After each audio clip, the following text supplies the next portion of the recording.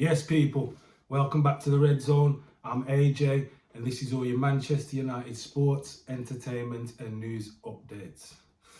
We're going to do something a bit different today. We're going to take it back, and we are going to give you a little World Cup review. We did do a match reaction to England's first group game, but like I said, we had shitload of gremlins going on. At a certain point, we couldn't even access the channel. So yeah, we're just gonna kind of go back, give our thoughts on the tournament. We'll discuss England's performance, also some of the things that stood out in the World Cup for us this year. So yeah, let's get into it. The first thing we'll talk about is we'll just give a little insight to what we think about England's performance there. That's exactly what it feels like, really. Going into the tournament, the performances of the team through the group games, you just had that feeling that maybe this year they could actually do something, do you know what I mean? Maybe even bring it home, but obviously it wasn't meant to be. Relatively simple group, got through that. The route to the final in the knockout stages, that looked favourable as well. Obviously, apart from France, if you'd have got through, you would have liked to think we could have beat Morocco and then got to a World Cup final, do you know what I mean?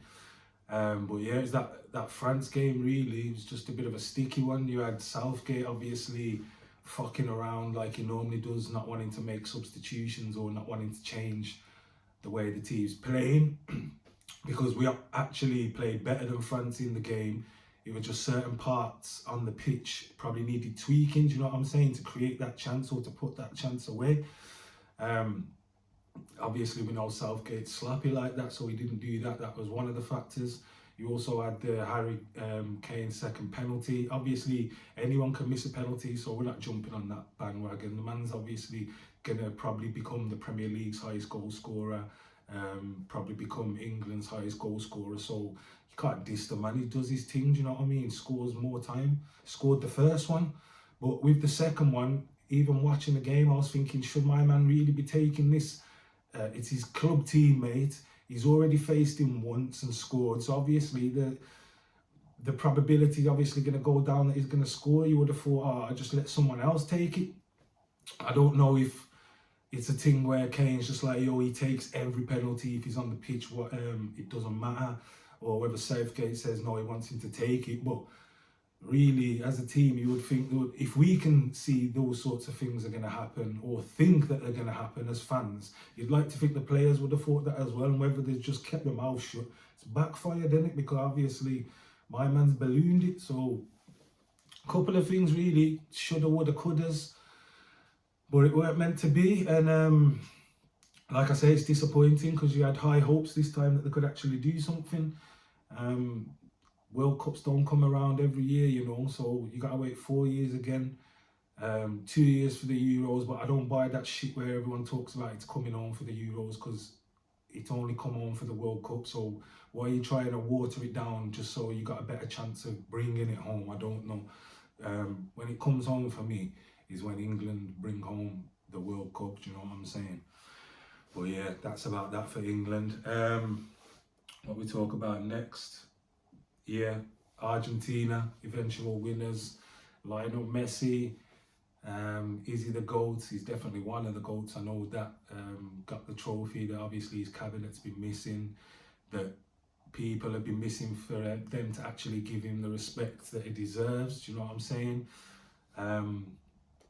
Yeah, deserved winners. They lost the first game to Saudi Arabia and just came back stronger. Each and every game did what they had to do, whether it be in normal time, extra time, penalties, whatever. They stuck at it, do you know what I'm saying? Messi, the focal point, the ringleader, just whenever he got the ball, do you know what I'm saying? Then bursts of pace, that burst of thought, what he's going to do, always going to punish you.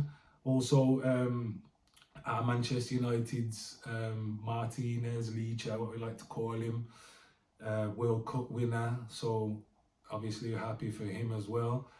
But yeah, to be honest, I'm glad Messi won it, do you know what I mean? Like I say, for the legacy, for what he's done for the game. Fuck me, he's shit on us pure times against Man United, you know what I mean? Especially in Champions League finals. But you can't disrespect and not acknowledge the sort of player and the quality of player he's. Along with Cristiano Ronaldo, I'm a big Ronaldo fan, even though he's not playing for United again. But if you're talking about out and out talent, Messi's ahead. Do you know what I mean? I'd have to say, in that sense, he's probably the best player I've seen play the game during my era watching football. Ronaldo's close behind him, and it's a mad thing that we've got two of them. But yeah, Messi for me. So for him to cap it off, it was just a special thing, in it, for football. And then you see all the celebrations on the pitch, the celebrations in Buenos Aires. Madness, yeah, man. Good thing for football still, good thing. What else should we talk about? Yeah, we'll just quickly mention that final because I have jotted it down. Like I say, I've been watching football nearly 30 years. That's a lot of international tournaments, and I'm telling you, that was the best final I've ever watched. Do you know what I'm saying? 3-3 after normal time, then it goes to penalties. Messi versus Mbappe, Messi scoring, Mbappe getting the hat-trick, the only other player to get a hat-trick in the World Cup final since Pele. Yeah, so it was a mad final, do you know what I mean? A good advert for World Cup finals, a good advert for football. I like to see them sort of games more often, do you know what I mean? I kind of like what they're doing now. I don't know if it's UEFA or FIFA that's doing it, the finalissima or whatever it is. I don't speak Italian, you get me, but and it was Italy versus Argentina. I like those sorts of things, you know what I mean? Because you only ever get to see South Americans play Europeans in the World Cup, so it'd be nice to see that more often. Yeah, we're also gonna give a mention to the surprise team of the tournament, Morocco. Do you know what I mean? First African nation to reach the semi-finals. Obviously, I watched a lot of the games, and just the desire. They've got some quality players in there as well that obviously you haven't heard of, but trust me, their quality. Everybody knows about Hakimi. But yeah, Amrabat had a wicked tournament, and there's a few others, and they did Africa proud. Do you know what I'm saying? They did the underdog proud, you know what I mean? Forget Africa, there's underdogs all over the world. They did the underdogs proud, and we love to see those stories in football. So we have to give a special mention and big up to the Moroccan team. Yeah, another thing is, and we want to tie that in with the Premier League and that as well. The added time, do you know what I'm saying? At the end of the halves, at the end of the game in the World Cup, we were seeing big numbers. I'm sure one of the games I saw was like 16 minutes added time, which is a madness. At the end of halves, you're having like 7 minutes. Normally in the Prem, we're lucky if we get 2 minutes extra time, 3 or 4 minutes, you know what I mean? There ain't really no more Fergie time like that. But realistically, I ain't got a problem with it, you know, and I'll be happy with them to bring it into the Premier League, because you're forever seeing players wasting time, whether it's goalkeepers catching the ball off a ball that's rolling and then diving on the floor. Players obviously wasting time coming off when they're being subbed. Players wasting time with injuries, kicking the little balls away, not taking the throw-ins as quick as they should. So all those things add up. Now, if you're a team that's losing or behind and the game means something, might even mean a trophy, why the fuck should you stand for this bullshit time wasting? I want every second added on at the end of the half, at the end of the game. So I don't really see a problem with it. The only people that are going to see a problem with it are if they're winning and wasting time. But don't waste fucking time in it. Just win the game in the 90 minutes game of football.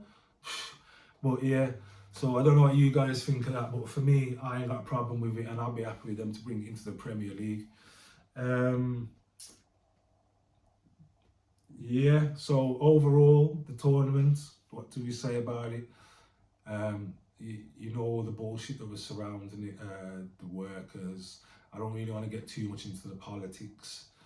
But yeah, with everything going on around it, it put a dampener on it, and it would have had to have gone above and beyond for it to even have been on par with certain World Cups. Do you understand what I'm saying? It's kind of losing the battle already before it's even finished. Do you know what I'm saying? But it's always good to see a World Cup, good to watch the international teams, like I say, teams that don't normally go up against each other, face each other. So it was good in that sense. Like I say, the final itself, as in a game of football, was the best final I've probably ever seen, but that's got nothing to do with geography or location. That's just the game of football. Yeah, the stadiums, a couple of times they were full, a couple of times they're empty. What they had to do to put it on, the time difference, you know what I'm saying, where it is in the middle of the desert. Money talks, and that's all we'll say, but you know, the World Cup was the World Cup, and we look forward to the next one in 4 years, which off the top of my head, I'm pretty sure it's the one that's going to be in America, so that should be a mad thing, to be fair. Yeah, so that's about that for our World Cup review. The next video you'll see us, because like I said, we're going to be uploading quite regularly over the next couple of weeks, catching up and with certain things that are going on. The transfer rumours, news videos, they'll all be coming as well. But the next video will be the match reaction for the FA Cup game between Manchester United and Everton, so make sure you look out for that. I want to say a big thanks to you guys, to everyone who's watching. Don't forget to hit that like button, don't forget to subscribe, turn on the notification bell as well so you know when we uploaded a new video. Make sure you check out the Instagram page as well. We've got a lot of daily content on there, votes, etc. That's at the bottom of the screen there, and the link is in the video description. And yes guys, so I want to say thanks again, and we'll see you next time. Peace.